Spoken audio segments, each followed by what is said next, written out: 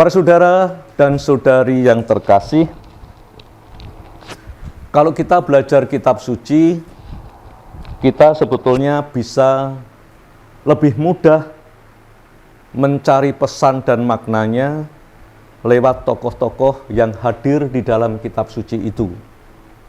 Kalau kita mendengarkan bacaan pertama dan bacaan Injil, tokoh-tokohnya tadi siapa saja? Satu, Daud. Ya.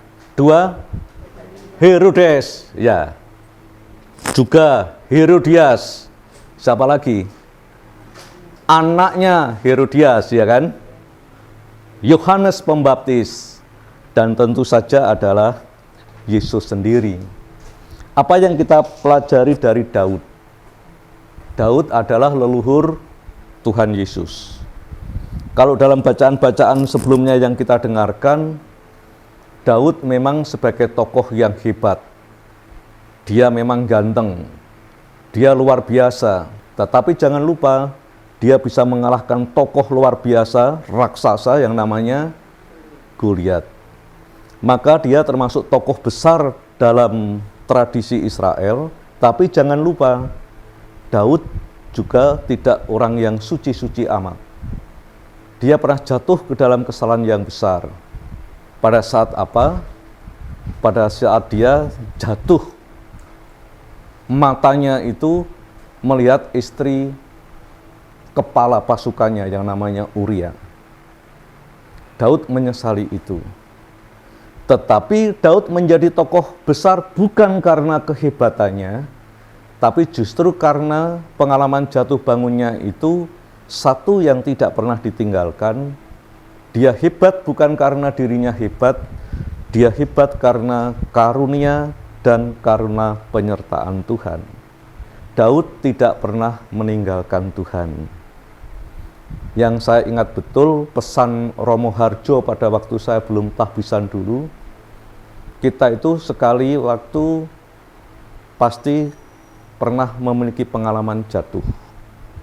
Kalau kita memiliki pengalaman jatuh, pengalaman senang, suka, tetapi kita hanya bergumul aspek manusiawi kita, ya kita berarti manusia biasa-biasa saja.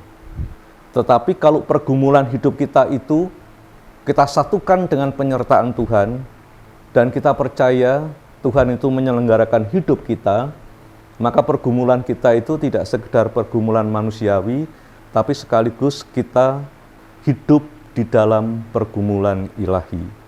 Daud menjadi tokoh penting di sana.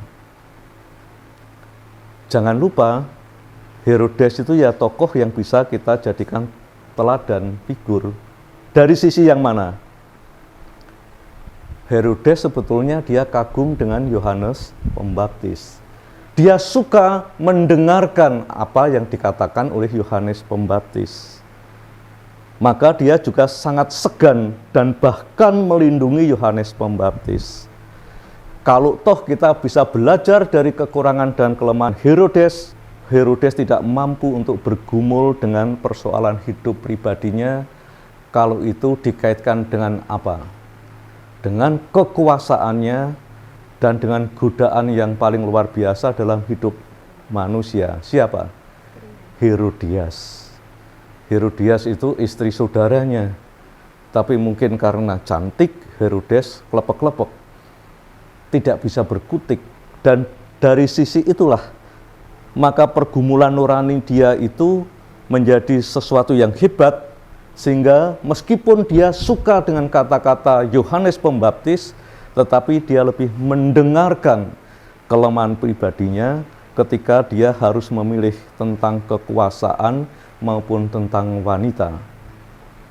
Pergumulan manusiawi memang tidak mudah.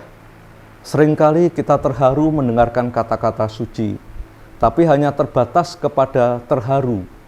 Tetapi kata-kata suci itu tidak mampu untuk mengubah hidup kita. Herodes memberikan pembelajaran kepada kita. Sejauh kita masih makhluk indrawi, sejauh mata kita itu bisa memandang apapun dalam hidup ini, telinga kita masih mendengarkan apapun di dalam hidup ini, maka suasana-suasana yang memanjakan indrawi kita itu masih membutuhkan perhatian kita. Maka kalau kemudian di Kepanjen ini kita buat ruang doa seperti ini, saya membayangkan nanti Mbak Ana begitu datang parkir, mampir ke sini sebentar, berdoa ke Bunda Maria 5 menit. Pergumulan pribadi itu kemudian disatukan dengan Tuhan itu sebetulnya menghendaki apa atas hidupku, pelan-pelan, nurani, suara Tuhan yang ada di dalam hati kita itu akan kemudian menjadi sumber kekuatan kita untuk menuntun dan membimbing kita. Sebagaimana Daud menjadi besar bukan karena kehebatannya sendiri, tetapi dia selalu percaya dan hanya satu kekuatan yang diandalkan, yaitu Tuhan. Setiap kali kita merayakan Ekaristi, meskipun itu 1 bulan sekali, setiap Jumat pertama, kita ingin bersyukur. Kita di sini bekerja bukan di pabrik, bukan di perusahaan, tapi kita sedang melakukan sesuatu yang terbaik. Kita bekerja di rumah Tuhan.